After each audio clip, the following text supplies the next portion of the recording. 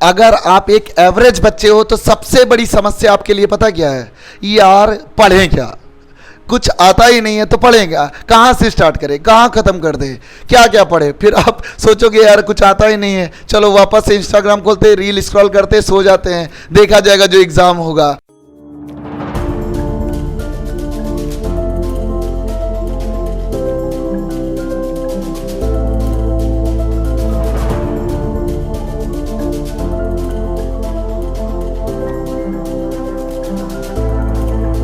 स्वागत है माही क्लासेस के YouTube चैनल में, है ना। तो ये सारी बातें आपके दिमाग में आती हैं, ये बहुत खराब चीज़ें हैं, तो इनको कैसे इग्नोर करें और कैसे पढ़ाई करें मैं बताऊंगा। तुम लोग टेंशन क्या लेते हो यार, मैं तो हूं ना।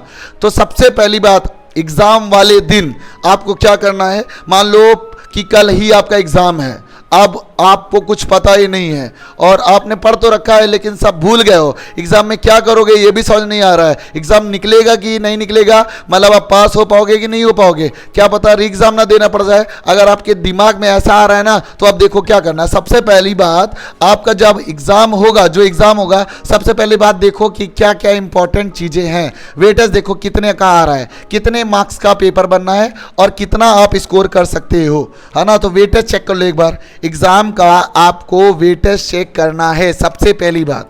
और इसके बाद आपको जो जो इंपॉर्टेंट टॉपिक्स पता हो, जो टीचर ने अंदाजे से बता दिया हो, भाई उनको जरूर पढ़ लो, क्योंकि लास्ट टाइम में जब टीचर बोलता है ना, तो वही क्वेश्चन लड़ा देता है एग्जाम में, वही लड़ते ही हैं, है ना। तो जो टीचर ने इंपॉर्टेंट टॉपिक्स बोले हों, उन इंपॉर्टेंट टॉपिक्स को जरूर पढ़ लो। और इसके बाद PYQ, अगर आपके पास समय है तो PYQs पढ़ो, समय हो तो, ना समय हो तो टीचर ने जो हिंट दिया हो उसी को फॉलो करो, है ना। क्योंकि भाई टीचर एक एग्ज़ाम बना रहा है। अब ये नहीं कि बोर्ड एग्ज़ाम में टीचर्स हाँ फंसा देते हैं ज़्यादातर, लेकिन आपको पूरा पढ़ना पड़ेगा। ये नहीं कि अब हम सर ने बता दिया लास्ट वाले दिन पढ़ेंगे और 90% लेके आएंगे ऐसे नहीं काम करेगा, है ना। तो डेफिनेशन अगर आपने कहीं लिखा हो, फॉर्मुलेज लिखे हो, कीवर्ड्स लिखे हो कहीं कॉपी में, तो भाई उनको एक बार देखो, बार बार रिवीजन करो, रीड करो, याद हो जाएगा, अपने आप याद हो जाएगा। और साइंस और मैथ्स को कैसे प्रिपेयर करना है, साइंस और मैथ्स के लिए आपने फॉर्मूला शीट बना रखी होगी, और नहीं बनाई तो अभी से तैयार कर लो, अभी से।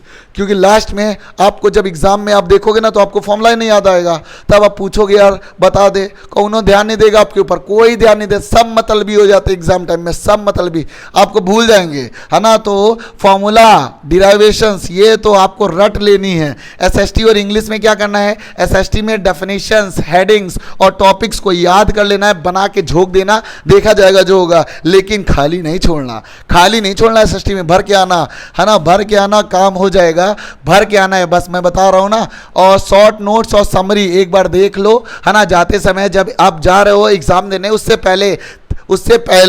पहले ये नहीं कि बस रिक्शा में जा रहे हैं, पापा के साथ जा रहे हैं, बाइक में खोले वन शॉट, है ना, उससे पहले आपको वन शॉट या देख लेना है या समरी पढ़ लेनी है। और बड़ा चैप्टर पढ़ने की कोशिश नहीं करना है, जो छोटा छोटा टॉपिक हो जल्दी से, जो आपको जल्दी से रिवाइज हो जाए या याद हो जाए, वो आप पढ़ लो, क्योंकि टाइम बर्बाद तो हो ही चुका है आपका, और आपको जल्दी से एक बार रिवाइज करना है, ताकि अगर एक दो टॉपिक आपका लिंक भी हो गया ना, तो आप बना के रख दो, है ना, इतना करना है। दूसरी चीज, आपको सबसे इंपॉर्टेंट जो क्वेश्चन कहीं से भी अंदाजा लगा हो कि ये आने वाला है, तो भाई अंदाजा लग गया हो तो उड़ा दो इसको, अंदाजा लग गया हो तो उसको आपको कर डालना है, है ना। प्रैक्टिस कर लेनी है, पेपर में बार बार लिख के कर लेना। ये नहीं कह रहा हूं कि चिट्टा बना के ले जाओ पेपर में छाप दो आके, ये नहीं कह रहा हूं, है ना। अगर आपको अंदाजा लग गया है तो वो वाले क्वेश्चन पे ज्यादा फोकस करना, अब ये नहीं कि आप एक क्वेश्चन पता चल गया उसको 75 बार लिखे हैं, लिखने से कोई मतलब नहीं है।